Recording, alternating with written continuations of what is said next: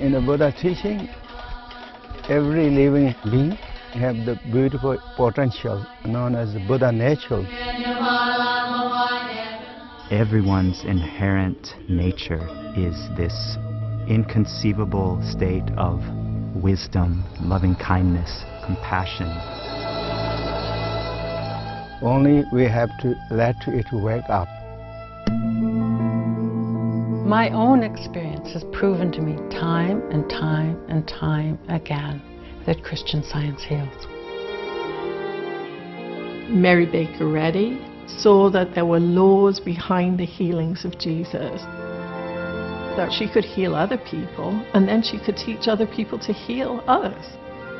It's getting the human mind out of the way and allowing the divine mind and divine consciousness to be present.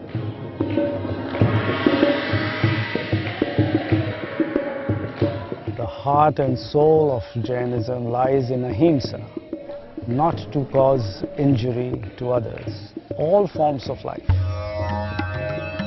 If you believe in non-violence and not hurting people, vegetarian, you are Jain.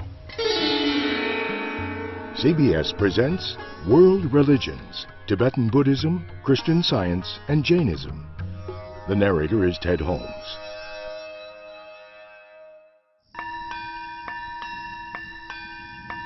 Buddhism was founded in the 6th century in northern India. The religion's founder is known as Gautama Buddha. The essence of the Buddha teaching is to be kind and to be nice and to feel happy. The Venerable Khenpo Tsewang Rinpoche is the founder of Padma Samye Ling, a Tibetan Buddhist monastery in upstate New York. Then wherever you go, always be calm and peaceful, watch your mind. Those are what the Buddha teaches. Siddhartha Gautama was born the son of a king and lived a privileged and sheltered life. Then in his early 20s, he was venturing outside of the usual area of where he was kept, and he started to see like people sick and people getting old and people dying. And that immediately caused the question in his mind, will this happen to me? That led him to look inwardly. What is the cause of this trouble, all this suffering? The fundamental cause of the suffering is one's own deed and one's own action and the negative emotions such as ignorance and attachment, anger. Gautama left the palace and went to live the life of a monk. While meditating under a Bodhi tree, he attained enlightenment.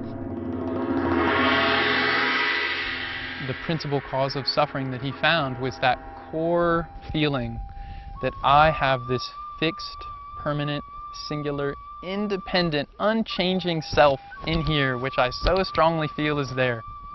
That me actually isn't there. It's not findable. That was his enlightenment. Without filtering everything through this narrow sense of grasping, ego clinging, it's peace, it's loving, it's calm, it's infinitely available.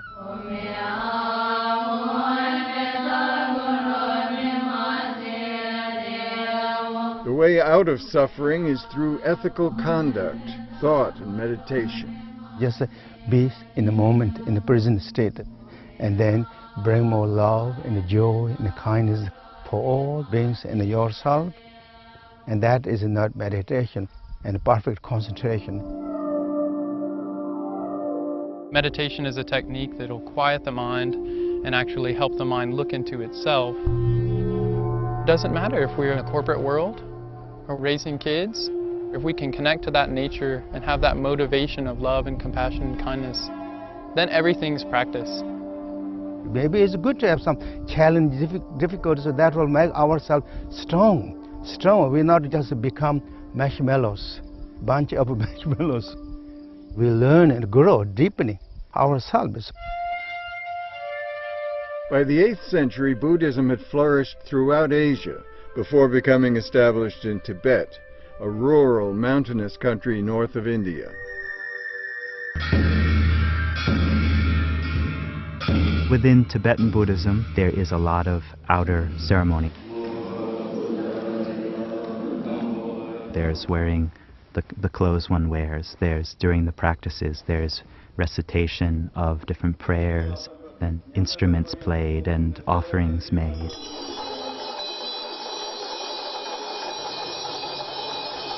Murals reminding us of the Buddha natures, wisdom and compassion.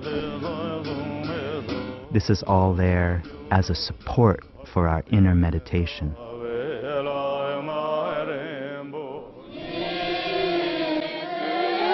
Tibetan Buddhists look to His Holiness the Dalai Lama as their leader. Until recently, he was also the leader of the Tibetan government in exile. India is my home now. He is a great emanation of the Buddha of compassion.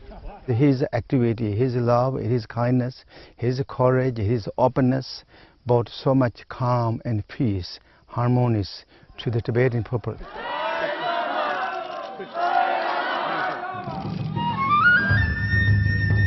In 1950, Tibet was invaded by China. The sound of red Chinese guns. Since the invasion, it's estimated that nearly 1 million Tibetans have lost their lives, and 6,000 monasteries were destroyed. In the consequential struggle, the Chinese armed forces destroyed a large number of monasteries. Many lamas were killed. 150,000 refugees fled across the border to India, Nepal, and beyond. Among those refugees was the Venerable Khenpo Tsewang Rinpoche.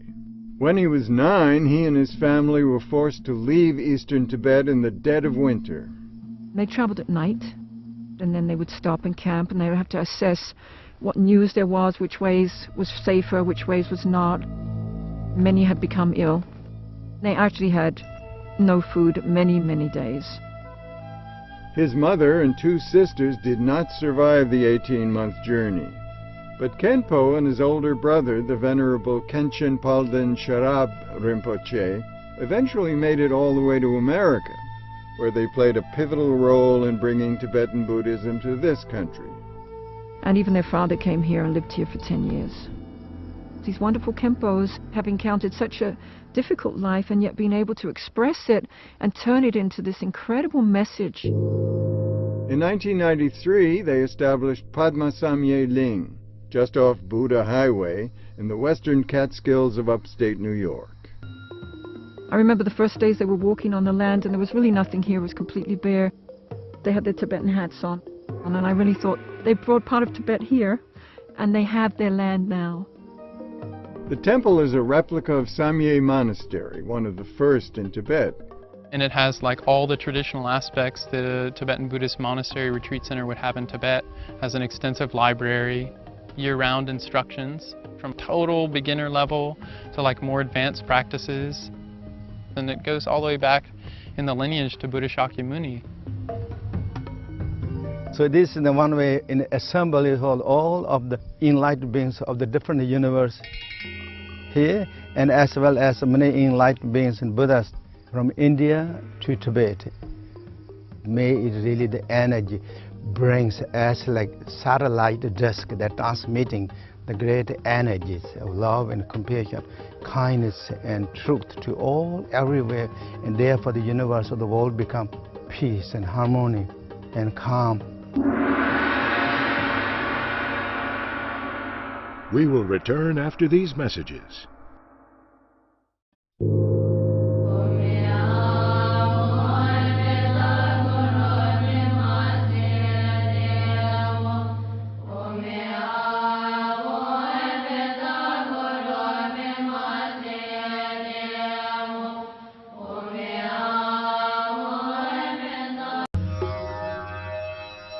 To view this program and others like it, go to cbsnews.com/religion and culture.